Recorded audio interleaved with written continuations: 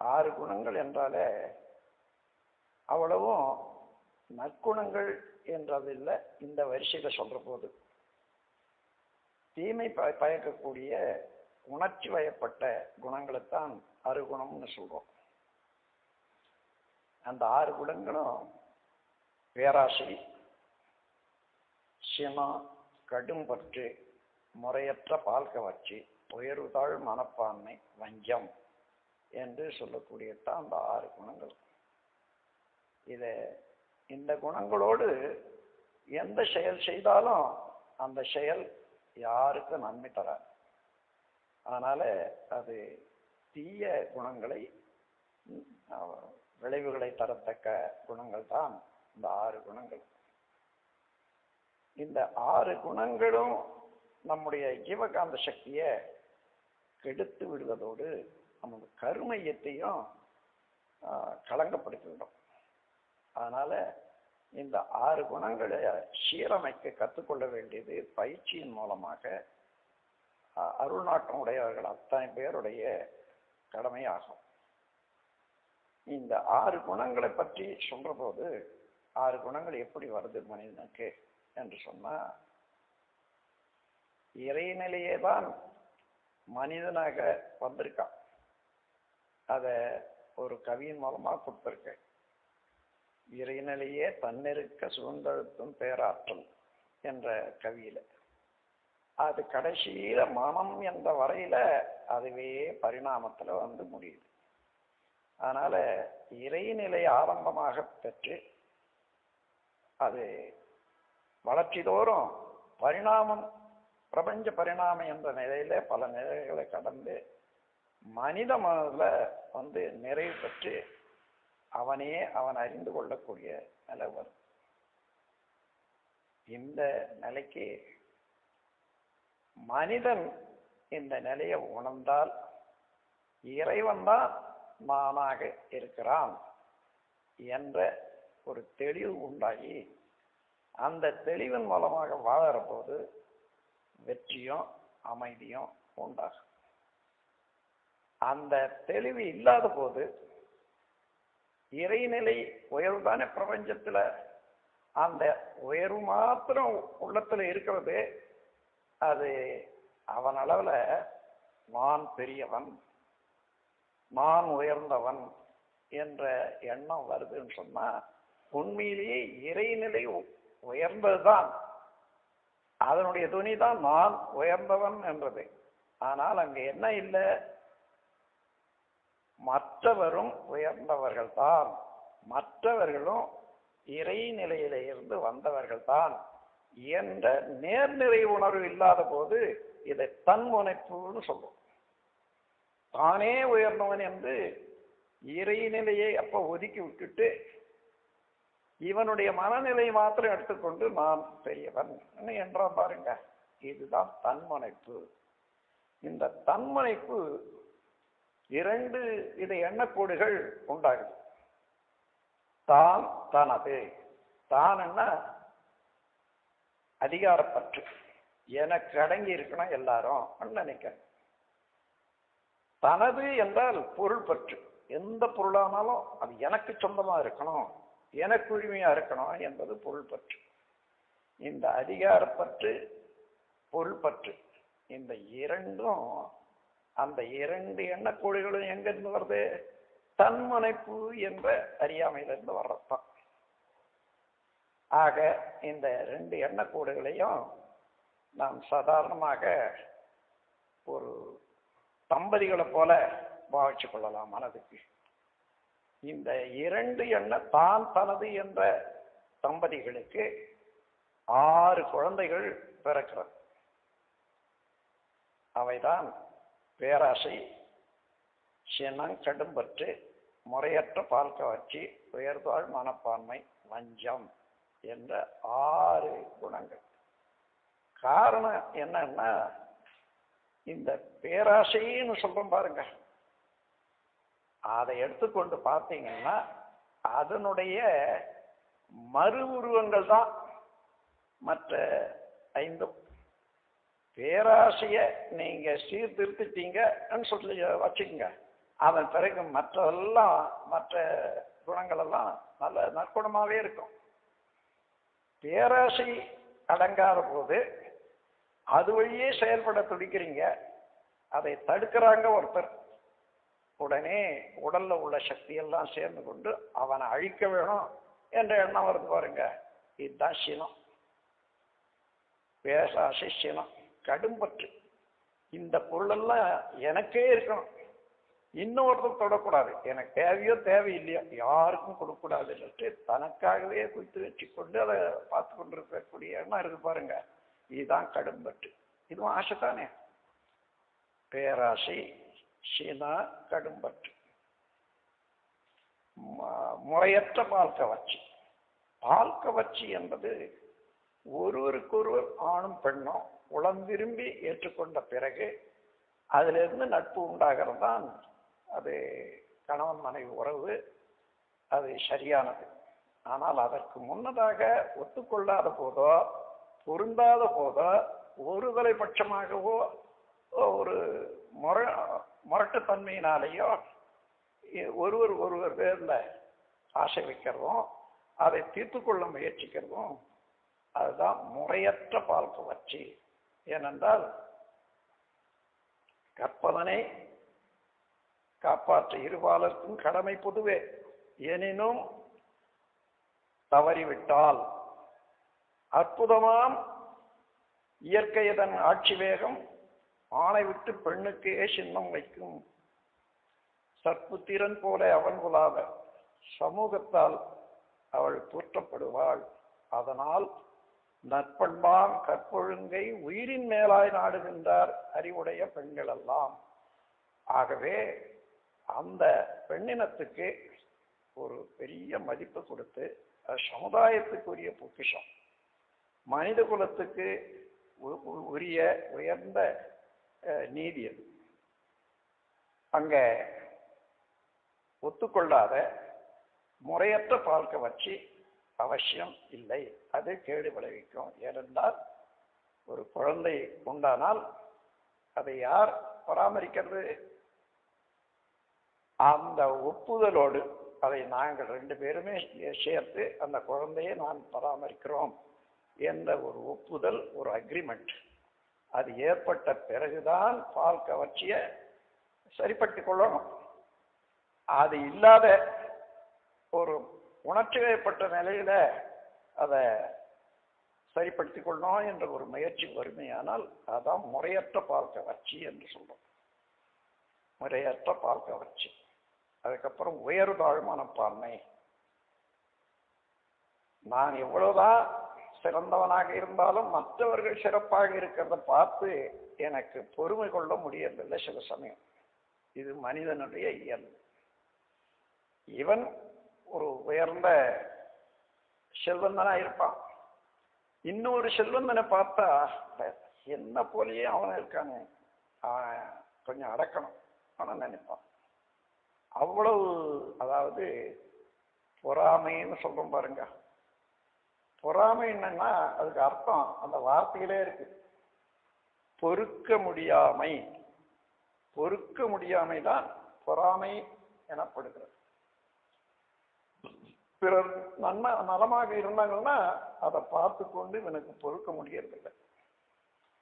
அதனால பொறாமை. இந்த பொறாமை ஏற்பட்டால் இந்த உள்ளத்துல எந்த நன்மையும் நினைக்க முடியாது, நன்மையும் தங்காது. ஏதாயிலும் கேடான எண்ணங்கள், பிறருக்கு தீங்கு இழைக்க வேண்டிய எண்ணங்கள் தான் வரும். அதே போல உயர்வையும் தாங்கிக் கொள்ள முடியாது. தாழ்வாக இருந்தாங்கன்னா எவ்வளவுக்கு எவ்வளவு அவன் தாழ இருக்கிறான்னா அதை பயன்படுத்தி கொண்டு அடிமையை கொள்ளுதல், அவரை இழிவுபடுத்துதல் என்றது செய்யறாங்கல்ல, அதுவும் கூடாது. இந்த உயர்வு தாழ்வு என்ற மனப்பான்மை விட்டு அவரும் மனிதன்தான், நானும் மனிதன்தான், ஒருவருக்கொருவர் எந்தெந்த விதத்துல உதவி செய்து கொண்டு வாழணும். அவர் எந்த அளவுல உயர்ந்திருக்கிறாரு, செயல்ல, திறமையில, படிப்புல, நான் எந்த அளவுல உயர்ந்திருக்கிறோம் இதை கொண்டு ஒருவருக்கொருவர் அதை பரிமாறிக்கொண்டு வாழ்வது எப்படி? இதுக்கு பதிலாக அந்த உயர்வையோ தாழ்வையோ கண்டு அதனால அவர்களை இழித்து கூறுவதோ அல்லது பொறாமைப்படுவதோ உயர்தாழ் மனப்பான்மை. இந்த உயர்தாழ் மனப்பான்மை வந்தா நட்பு நிலைக்குமா? நல்லதே செய்யணும்ன்ற எண்ணம் வருமா? அதுவும் மனதை பாதிக்கும். வஞ்சம், வஞ்சம்னா அது உண்மையான அர்த்தத்தை நாம் சரியா தெரிஞ்சுக்கணும். ஏதோ சினம் வருது, ஏதோ அவன் செய்ய செயல் பிடிக்கல, இவனுக்கு சினம் வருது. அந்த சினத்தின் பேர்ல அவனை அடிக்கணும்னு போறான். ஆனா அதே நேரத்துல அவன் பக்கத்துல அவனுடைய நண்பர் 2 பேர் அங்க நிக்கிறாங்க, அவன் பார்த்துட்டான். இந்த சமயத்துல அவனை அடிச்சன்னா அவன் 2 பேரு என்னை தீர்த்து கட்டிடுவாங்க. அதனால இப்ப அவன் அடிக்க கூடாது, அவன் தனியா போற போது பார்த்துக்கலாம் என்று ஒதுக்கி வைக்கிறான் பாருங்க. தீமை செய்யக்கூடிய வேகத்தையும் திட்டத்தையும் ஒதுக்கி வச்சுட்டு காலத்தை எதிர்பார்க்கிறாங்க. அதுக்கு பேர் தான் வஞ்சம். இது சாதாரணமா கூட நம்ம நாட்டில் குடும்பங்கள்ல பார்க்கலாம். ஒரு வீட்டில் கணவன் மனைவி இருப்பாங்க. அப்பாவோ அம்மாவோ, அதாவது பெண்ணுக்கு அப்பாவோ அம்மாவோ வந்திருக்கிறாங்கன்னு வச்சுங்க. அந்த சமயத்துல அந்த பெண் ஏதோ பேசுறா. இவனுக்கு சாதாரணமா அந்த மாதிரி கொஞ்சம் துடுக்கா பேசினா உடனே அடிச்சு கொடுத்து பழக்கம். அதே போல கையும் போகுது மனமும் போகுது. ஆனா உடனே பார்க்கறான், இந்த பெண்ணுக்கு அப்பா இருக்காங்க, அவன் என்ன தீர்த்து கட்டிடுவான், அல்லது அம்மா இருக்காங்க சும்மா விட மாட்டாவோ அப்படின்னு சொல்லி அவங்க போகட்டும், அதுக்கப்புறம் பார்த்துக்கிறேன் சரின்னு அவங்க பஸ் ஏறி போயிட்டாங்கன்னு தெரிஞ்ச உடனே இங்கிருந்து குடிய முடிச்சுக்குவான். நீ என்ன சொன்ன என்ன சொன்னேன்னு. இதுதான் வஞ்சம். இருப்பு கட்டி வச்சு, சினத்தை இருப்பு கட்டி வச்சு காலம் வர்ற போது தீர்த்து கொள்ளலாம் என்ற எண்ணமும் அதுக்குரிய செயல்களும் வஞ்சம். இந்த வஞ்சம் என்பது ஆரம்பிக்கிற காலத்துல இருந்து அது தீர்த்து முடிகிற வரைக்கும் அவன் மனநிலை எப்படி இருக்கும்னு பாருங்க. ஒரு மனிதனுடைய மனநிலை புயலாக இருக்கும். அந்த மனநிலையில ஏதாவது நல்ல காரியம் செய்ய முடியுமா? அவன்தான் நீதியாக வாழ முடியாது. ஆகவே இதெல்லாம் அந்த ஆசையின்பால், தன் பேர்ல தனக்கே இருக்கணும் என்ற ஒரு ஆசையின்பால், அந்த ஆசை வேறுபடுற போது பேராசை, சினம், கடும்பற்று, முறையற்ற வாழ்க்கை வச்சு, உயர்வாழ் மனப்பான்மை, வஞ்சம், இதெல்லாம் பார்த்தீங்கன்னா ஆசையின் வேற்று உருவங்கள் தான். ஆசை சீரமைத்துட்டா இந்த 6 குணங்களும் நிற்காது. ஆசை சீரமைத்தால் அது மன திருப்தி, மன நிறைவு என்றதாக மாறிடும். சினம் என்னாகும்? பொறுமை, சகிப்புத்தன்மையாக மாறிடும். பேராசை, சினம், கடும்பற்று. கடும்பற்று எப்படி?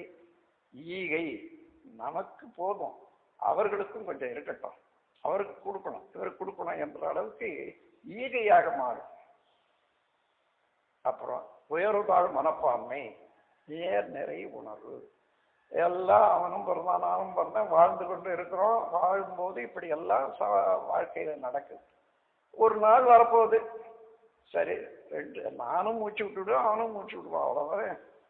எல்லாம் ஒன்னதான் இருக்கும். இதுல ஒன்றும் இல்லை. இதுல ஒருத்தருக்கு ஒருத்தர் உதவி செய்து வாழக்கூடிய திறமையில தான் உயர்வுதாழ்ந்தே தவிர வேற ஒன்றும் இல்லைன்னு எல்லாரும் நேர்நிறை உணர்வு என்று சொன்னா இறைவனுடைய இறைநிலையினுடைய கருணையில செயல்ல எல்லாம் ஒண்ணுதான், வித்தியாசமே இல்லை. இந்த உலகமே ஒரு பெரிய பழைய பள்ளி, ஒவ்வொருவருக்கும் புதிய பாடம் தினந்தோறும். பலகலை கற்றோர்க்கும் பாமரருக்கும் பகிர்ந்து தரும் இன்பம் துன்பம் எனும் பரிசு. இதுதான் உலக நீதி. அந்த நீதியின் கீழே எல்லாரும் சமம்தான் என்ற நேர்நிறை உணர்வு வந்துட்டுன்னா உயர்வுதாழ் மனப்பான்மை போய்விடும். வஞ்சம் என்பது சினம் இருப்பு வச்சதானே. ஆனா சினம் எழப்போதே நமக்கு நம்ம முறைப்படி சினம் வரக்கூடாது, சினத்தை தவிர்க்க வேணும். சினத்தை தவிர்த்து விட்டோமானா மிச்சம் இருப்பது என்ன? அமைதி, பொறுமை. அப்போ வஞ்சம் என்பது இருக்காது. அந்த வஞ்சம் என்ன ஆகும்? மன்னிப்பு. சினத்தை விட்டுட்டீங்க, அவங்களுக்கு நாம் ஒன்றும் செய்யக்கூடாது, நல்லா இருக்கு, அவன் மாதிரி மன்னிப்பு என்பதாக மாறிடும். ஆசை நிறைமனமாகவும், சினம் அமைதியாகவும், அதில் சகிப்புத்தன்மையாகவும், கடும்பற்று ஈகையாகவும், முறையற்ற பார்க்க வச்சு கற்பாகவும், உயர்வாழ் மனப்பான்மை நேர்நெறி உணர்வாகவும், வஞ்சம் மன்னிப்பாகவும் மாறிவிடும். அப்படி மாற இல்லையானால் இந்த 6 குணங்களும் மனிதனிடத்த செயல் வடிவம் பெற போது 5 பழிச்செயல்கள் வரும். 5 பெரும் பழிச்செயல்கள்னா பொய், கொலை, களவு, சூது, விபச்சாரம், இவைகளெல்லாம் 5 பெரும் பழிச்செயல்கள் சொல்லுவோம். இந்த பழிச்செயல்கள் மூலமாக மனிதன் வாழ முடியுமா? அந்த வாழ்க்கையில அவனுக்கு எந்த முறையில வாழ்க்கை அமையும் என்று பார்த்தோம்னா துன்பமயமாகவே இருக்கும், தனக்கும் பிறருக்கும். ஆகவே இந்த 6 குணங்களையும் முறையாக சீரமைத்துக் கொண்டு அவைகளை மாற்றி அமைத்துக் கொண்டால் மனிதன் வாழ்வு தூய்மையாக இருப்பதோடு 6 குணங்கள் தூய்மை செய்தாலே நீண்ட காலமாக வந்த வினைப்பதிவுகள் எல்லாம் தானாகவே சமமாகிடும். அப்படி சமமாகிற போது இறைநிலை உணர்வும் தவத்தில் உள்ள ஒரு பற்றும் ஏற்படும். அதன் மூலமாக இறைநிலை உணர்ந்து மனிதன் தூய்மை அடைந்து முதல்ல விலங்கின வாழ்க்கை, விலங்கின குணத்திலிருந்து விடுபட்டு விடுறான். இங்கே இந்த 6 குணங்களை சீரமைத்து கொண்ட உடனேயே பழிச்செயல் செய்யவே மாட்டான். அதனால விலங்கின குணத்திலிருந்து விடுபட்டு விடுறான். முதல்ல மனிதனாக மாறுறான். மனிதனாக மாறின உடனே நான் யாரு? இறைநிலையில இருந்து பரிணாமத்துல இவ்வளவு காலம் தாண்டி இப்பொழுது நான் மனிதனாக இருக்கேன். இப்ப நான் சேர வேண்டிய இடம் இறைநிலையோட என்ற எண்ணமும் அதற்குரிய பயிற்சிகளும் அதுக்குரிய வாழ்க்கை முறைகளும் அவனுக்கு வந்துடுற போது இவனே இறைவனாக மாறுகிறான். முதல்ல மனிதனாக மாறுறான், விலங்கினத்துல இருந்து மனிதனாக மாறுறான், அடுத்தபடியாக தெய்வமாக மாறுகிறான். அதுதான் மனிதன் வாழ்க்கையில அடைய வேண்டிய பேரு. அந்த பேரு அடைய வேணுமானால் இந்த 6 குணங்கள் சீரமைக்க வேண்டும். 6 குணம் சீரமைக்கலன்னு சொன்னா அவ்வப்போது எழக்கூடிய துன்பங்கள் ஒண்ணு. இந்த 6 குணங்கள் சீரமைக்கலன்னு சொன்னா அதனுடைய விளைவு என்ன பாருங்க.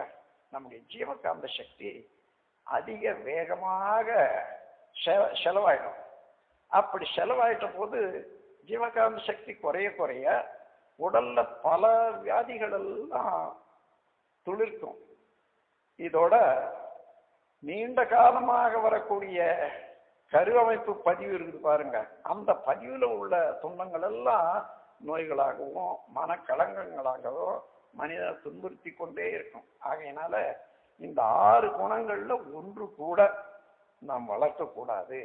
அப்படி இருக்குமே ஆனால் உட்கார்ந்து ஆராய்ந்து செய்து இதனால எனக்கு என்ன லாபம்? ஒன்றும் தேவையில்லை. பேராசையா? தேவையில்லை. ஆசையை சீரமைக்கணும். அதற்கு முறையாக நாம் பயிற்சி முறை ஏற்படுத்தியிருக்கோம். சினம் தவிர்ப்பது எப்படி என்ற பயிற்சி முறையை கொடுத்திருக்கிறோம். அதையும் சரிப்படுத்தி கொள்ளலாம். ஈகை இல்லாத மனித குலத்துல வாழ்க்கை சரியாக இருக்காது. ஆகவே என்னால் இயன்றதை, எனக்கு மிச்சம் உள்ளதை பிறருக்கு உதவி கொண்டே இருப்பேன் என்று முடிவெடுத்துக் கொண்டு எந்தெந்த செயலை எப்படி எப்படி செய்யணும் என்று தீர்மானிக்க வேண்டியது. அதன் பிறகு கற்பு, முறையற்ற பால்க வச்சியிலிருந்து விடுபடுறதுக்கு கற்புனுடைய மேன்மையும் அது தத்துவ முறையிலையும் சரி விஞ்ஞான முறையிலும் சரி அதனுடைய பயனை தெரிந்து கொண்டு அந்த வழியில கற்பை பாதுகாத்து கொள்ற அவசியம், அந்த பயிற்சியும் வேண்டும். அதன் பிறகு வஞ்சம், மன்னிப்பாக மாறும். இந்த 6 குணங்களும் 6 வற்குணங்களாக மாற்றிவிட்டால் மனிதனே தேவன் தான். தேவன் என்று சொன்னா தெய்வன் என்ற வார்த்தை தான் தேவனும் அறிவு வந்திருக்குது. அதனால தெய்வனாக மாறி விடுகிறான். அதே போல அது யாருக்கோ அல்ல, ஒவ்வொருவருக்கும் அந்த ஆற்றல் இருக்கிறது. இறைநிலையை தவிர்த்து பிரபஞ்சத்துல இன்னொன்று இல்லை. அதனுடைய பரிணாமத்துல வேறு வேறான இயக்கங்களும் விளைவுகளும் வளர்ந்து வச்சுட்டு ஒவ்வொன்றும் தனிப்பேர் வச்சிருக்குமே தவிர, ஒரே விதை எப்படி மரமாக வளர்ற போது அது அடித்தண்டு, கிளைகள், இலை, பூ, காய், பழம், கொட்டைன்னு வருதா, அதே போல பிரபஞ்சத்துல இந்த இறைநிலையில இருந்து எல்லாமே பரிணாமம் அடைந்த போது ஒவ்வொன்றும் ஒவ்வொரு வகையில இயங்கிக் கொண்டிருக்கிறது என்பதை தெரிந்து கொண்டு நாம் அந்த நிலையோடு ஒன்றி எப்பொழுதும் அதே விரிந்த மனப்பான்மையில ஒருவருக்கு ஒருவர் உதவியும் துன்பம் செய்யாதையும் நான் இருப்பேன் என்ற தீர்வு செய்து கொண்டால் 6 குணங்கள் எழவே எழாது என்று கூறி இந்த உரையை நிறைவு செய்கிற